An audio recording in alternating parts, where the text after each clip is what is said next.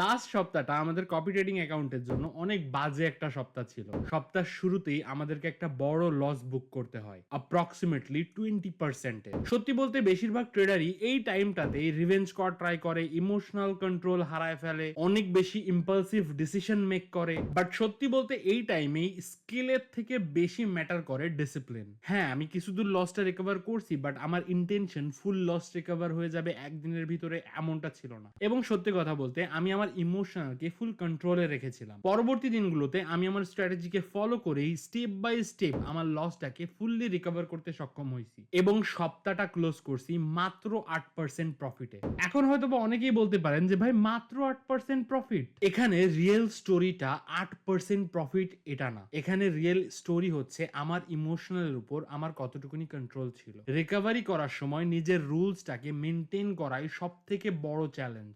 যে কেউ একটা লাকি সপ্তাহে প্রফিট করতেই পারে, কিন্তু ডিসিপ্লিনের সাথে নিজের লসটাকে রিকভার করে সপ্তাহটা পজিটিভে ক্লোজ করা, এটাই কিন্তু পার্থক্য করে গ্যাম্বলিং এবং রিয়েল ট্রেডিং এর ভিতরে। এই সপ্তাহটার জন্য আমি একটা কথাই বলতে চাই, আমাদের গোল খারাপ সপ্তাহটা সার্ভাইভ করা, ভালো সপ্তাহে তো এমনি প্রফিট হয়।